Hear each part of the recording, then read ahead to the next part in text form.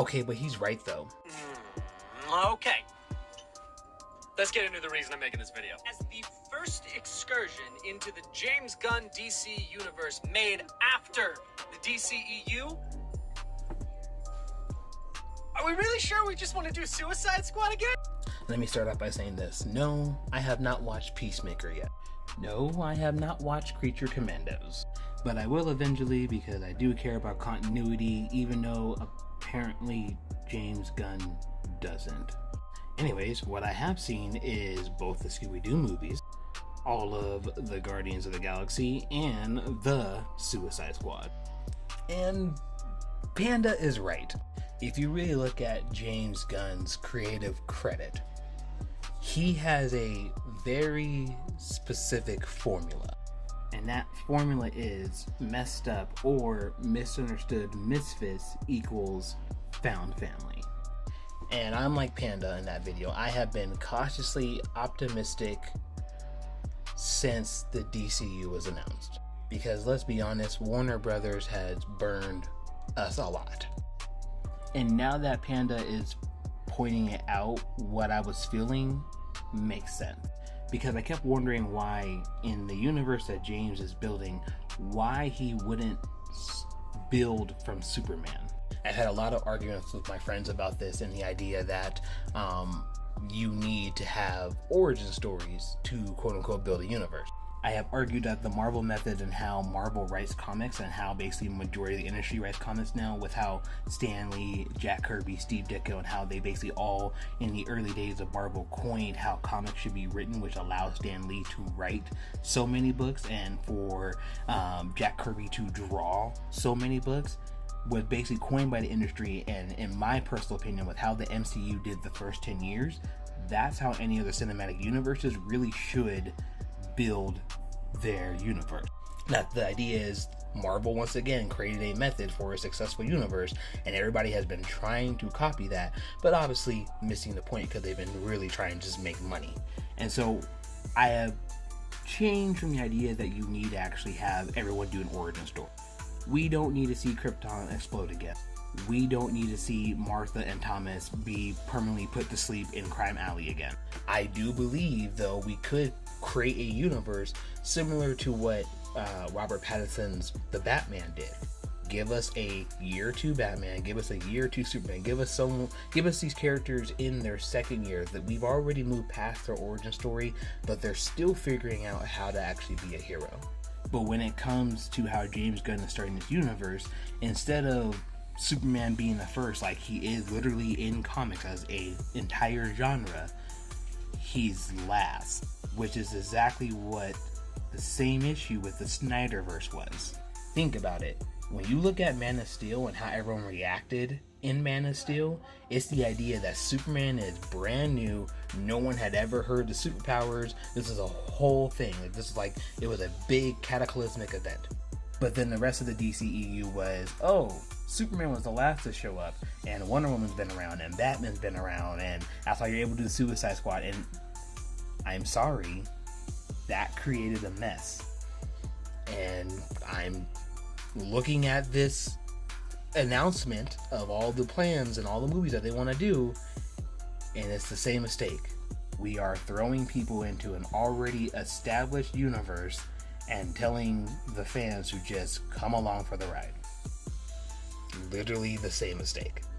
The only difference here is that while Superman Legacy, or just Superman Now, is going to be Superman in an established universe, Man of Steel at least had the idea of Superman being alone. This time, Superman has a whole supporting cast.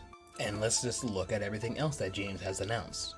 So we have Superman Legacy, which, as we know, is going to have Metamorpho, Hawkgirl, Guy Gardner, and just a bunch of other supporting players. We have the Supergirl movie, which shows that Supergirl not only is around, but it's based off of a Tom King story where she's like out in the universe exploring different planets and stuff like that. I haven't read it, so that's fine. I'll probably read it before the movie comes out. But again, showing she's been around and established for a while, and from what I understand, that story was deeply personal to who Supergirl was. So it's interesting that they were just gonna be like, oh yeah, here's Supergirl. Here's your second or third live action Supergirl you guys have ever really had on the movies, and we're gonna throw her in a very deep personal story out in the middle of space. But the question becomes, why is it personal if we haven't been on the other journeys with her? Then you have Brave and the Bold, which is a Batman story, which is a Batman and Robin story that involves Damian Wayne. Not Tim, not Dick, not Jason, not Batgirl. We're going all the way to Damian, which means the entire Bat family should already exist, including Batman's entire rogue gallery, which again is doing the whole Batman's been around for a while, and Superman shows up long after Batman's already been doing his thing. Again, the exact same pattern we did with the DCEU. Paradise Lost is going to be a focused story on the Amazons, and I don't know if that's supposed to be before Wonder Woman or after Wonder Woman. We have not been announced a Wonder Woman project, so that one will be interesting. Booster Gold, his whole entire origin story is literally, I am way from the future after all these heroes have lived their lives and have become, basically the legacy that they are. So you're going to throw Booster Gold into a world that's already established, and he cares about these heroes, but I'm sorry, why should we care about these heroes if we have not been on this journey with them? Then, of course, Creature Commandos going on right now, which is basically, as Panda said, it's just the Suicide Squad again with just different characters. Waller, which is apparently going to feature the Peacemaker cast, again, is just Suicide Squad.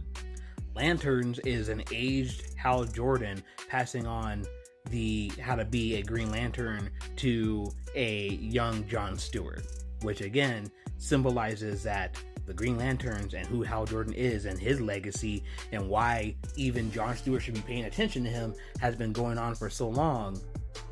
But again, why do we care when we're being thrown into it?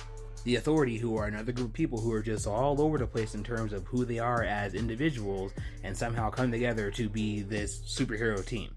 And then my understanding is Swamp Thing's going to be dealing with the Green and what it's doing to the planet and like how the planet's being affected. And then that means other people who are also attached to the Green and also magic users may be involved, which again is Swamp Thing coming into the middle of a universe that's already established and we're just along for the ride. So that brings the question, is that all James knows? And don't get me wrong, I understand I am an indie author talking to you as I stand in front of my computer.